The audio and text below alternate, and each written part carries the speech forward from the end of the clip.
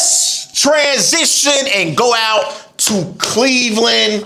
Let's talk about the Cleveland Browns, as Browns head coach Kevin Stefanski announced that the Browns are benching Joe Flacco for Dillon Gabriel for this week's matchup against the Minnesota Vikings. And Joe Flacco, he went 1-3 in the first 4 games of the season for the Cleveland Browns. So Dillon Gabriel will get the start for the Cleveland Browns.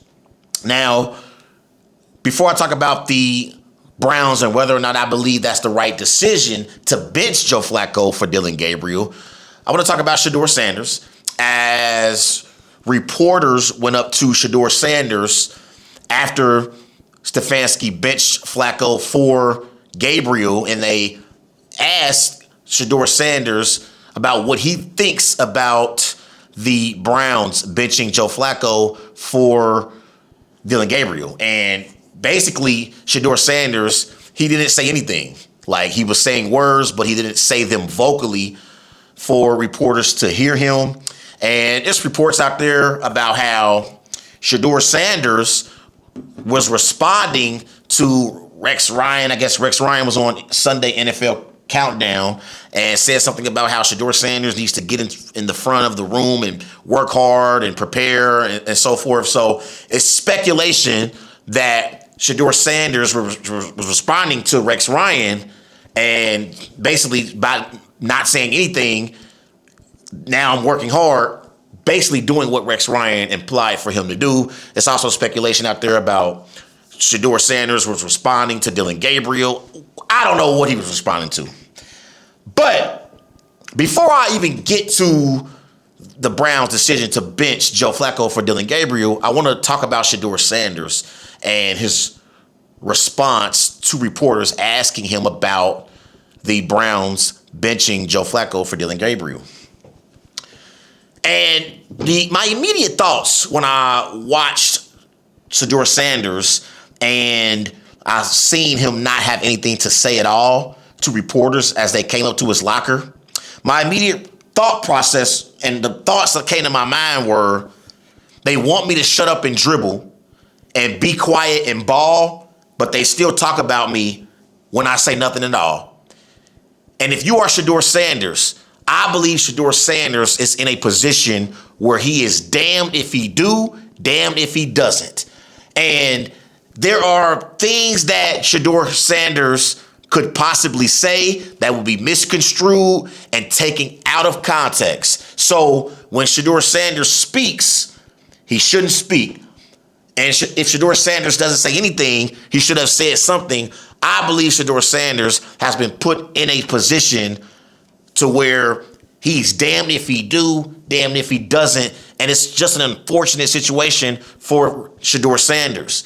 And I hate the fact that a third-string quarterback is being talked about, because there are 31 other third-string quarterbacks on these football teams.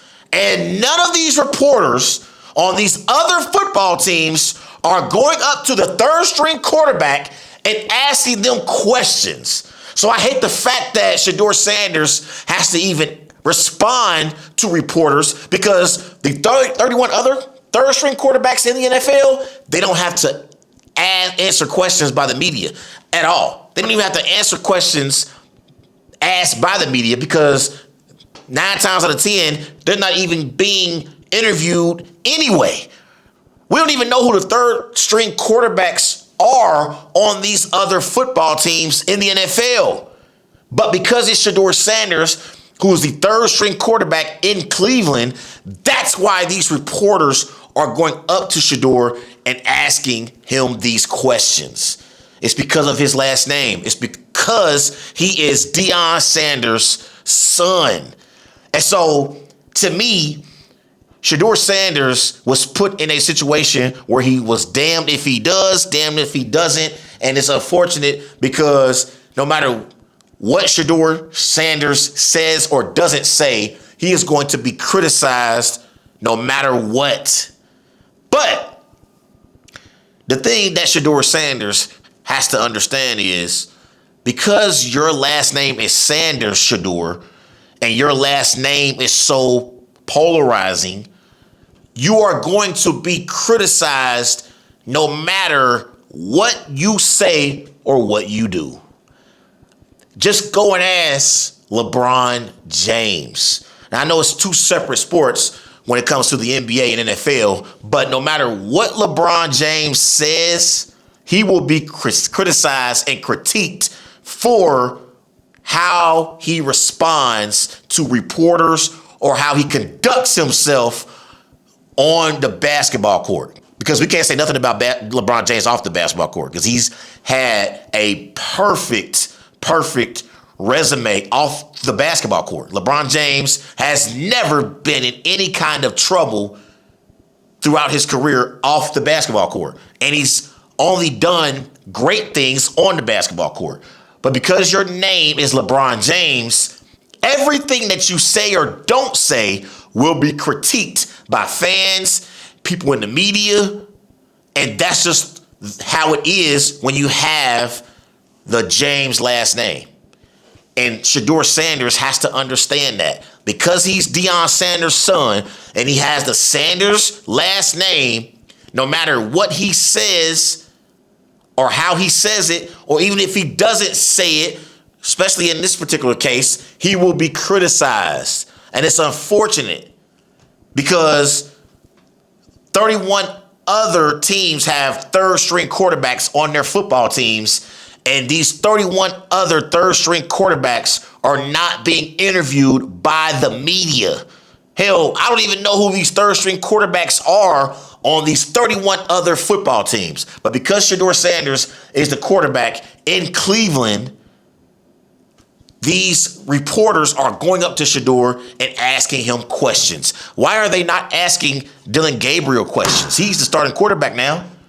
That made absolutely no sense. So to me, I don't believe that Shedeur Sanders was wrong for not having anything to say because he's in a position where he's damned if he do, he's damned if he doesn't, and he chose the route to not have anything to say at all. And so I don't blame Shedeur for not having anything to say because no matter what he said in that situation, it was going to be critiqued by the media and fans. I believe it was last week Shedeur came out and said he believes he is better than a lot of quarterbacks that's starting. I'm kind of paraphrasing there, but I actually feel like there are some quarterbacks in the NFL that Shedeur Sanders, if they are playing, Shedeur Sanders should have an opportunity. Like Spencer Rattler, the quarterback for the New Orleans Saints. If Shedeur Sanders is not a starting quarterback in the NFL, how in the hell is Spencer Rattler a quarterback? Because Spencer Rattler has not proven anything. But nevertheless, I just feel like Shedeur Sanders is in a tough spot. But again, Shedeur has to understand he's a polarizing name. And because of his last name, he will get judged negatively or positively for better or worse. And it's not necessarily fair. But the bottom line is, until we actually see Shedeur Sanders on the football field, these things are going to be discussed because there are people who believe that Shedeur Sanders should have been drafted in the earlier rounds of the NFL draft. There are people who also believe that he deserved to be a 5th overall draft pick. So until Shedeur Sanders actually plays and we have evidence as to whether or not he deserves to be in the NFL and be a starting quarterback and whether or not he should have been taken higher in the NFL draft, then we are going to have these type of situations come out of Cleveland. That's the bottom line. Like, we have to see Shedeur actually on the field so those who believe he should have been taken higher in the draft can be validated and say, I told you he could play, or those who believed that him falling to the 5th round was deserved, and they can say, I told you he shouldn't have been a higher overall draft pick. He was drafted exactly where he should have been drafted. So we have to just hold off until we actually see Shedeur Sanders on the football field. But the thing is, when you're a backup quarterback and your last name is Sanders, you are more popular than the first and second string quarterback. And so because of that reason, that's why they're going up to Shedeur Sanders and asking him these questions. And it's unfortunate, but it's just the reality because of Shedeur's last name. So those are my thoughts on that. I think Shedeur's in a tough spot. I think he's damned if he do, damned if he don't. And again, I think that he wasn't wrong for not having anything to say because no matter what he said, it was going to be criticized anyway. And so I just think he just chose the route to not have anything to say at all and just, not vocally saying anything. But when it comes to whether or not the Browns made the right move benching Joe Flacco for Dillon Gabriel, of course it was the right move. Because I don't understand for the life of me why the hell Kevin Stefanski and the Cleveland Browns did not start Dillon Gabriel or Shedeur Sanders week 1 against the Bengals. I didn't understand for the life of me why the hell Joe Flacco was the week 1 starter to begin with. Because we know that Joe Flacco is not the long-term answer in Cleveland. We know that Joe Flacco, best days are behind him. And his best days were in Baltimore.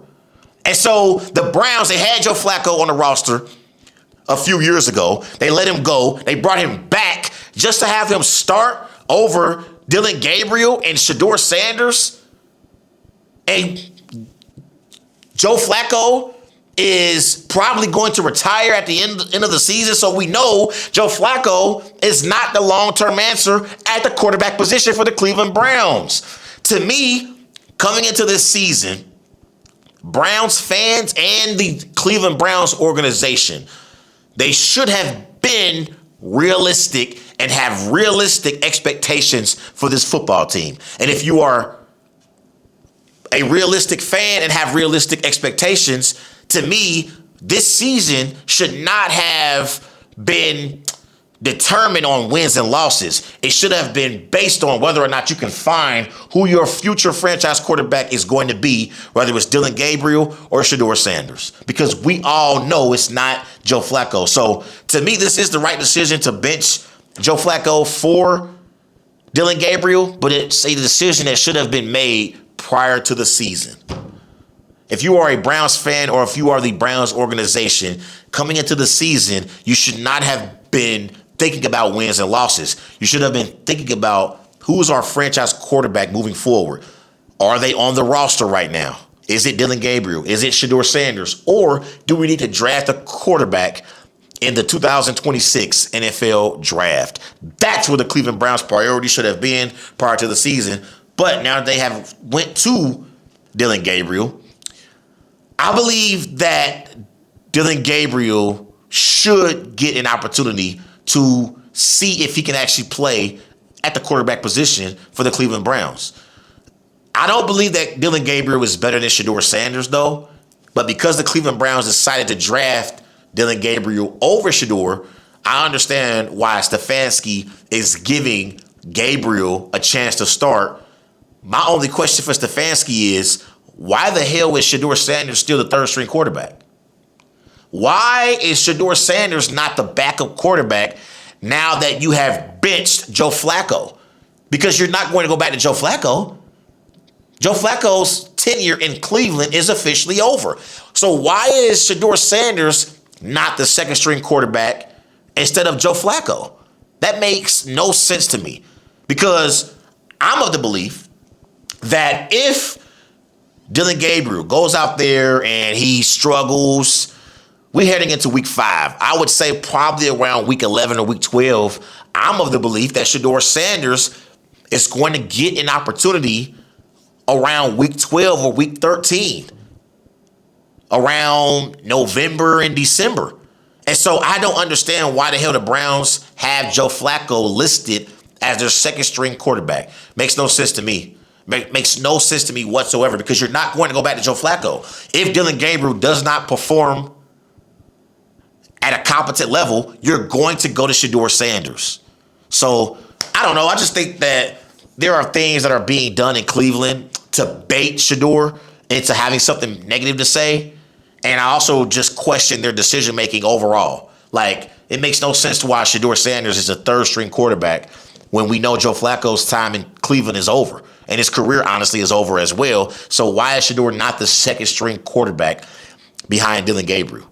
I don't know. But I do believe that the Browns making this change, I believe that this is an opportunity for Dillon Gabriel to prove what he's got and show what he's got. You look at Dillon Gabriel in his college career. He played 6 seasons for 3 schools. He went to UCF, Oklahoma, and Oregon. And he is responsible for 189 touchdowns. That's an FBS record. So Dillon Gabriel can play. I believe Shedeur is better than Dillon, but I don't believe that Shedeur is significantly better than Dillon. But I do believe Shedeur is a better quarterback. But I understand why the Browns want to give Gabriel a chance before they give it to Sanders. I also believe that Sanders should have been drafted ahead of Gabriel. But because the Browns drafted Gabriel ahead of Sanders, that's why they're giving him the nod to start against the Vikings this week. But we'll see how that situation plays out. I'm of the belief that Shedeur will get an opportunity at some point to prove that he's an actual quarterback and can play in the NFL. I don't believe it's going to be in the month of October. I think it's going to be maybe mid-November to late November into December, weeks 12, weeks 13, and on. And I'm excited for his opportunity. But we got to see what Dillon Gabriel can do first, and we'll get a great chance to see that firsthand this week against a great Minnesota Vikings defense. Those are my thoughts on the Cleveland Browns and Shedeur Sanders.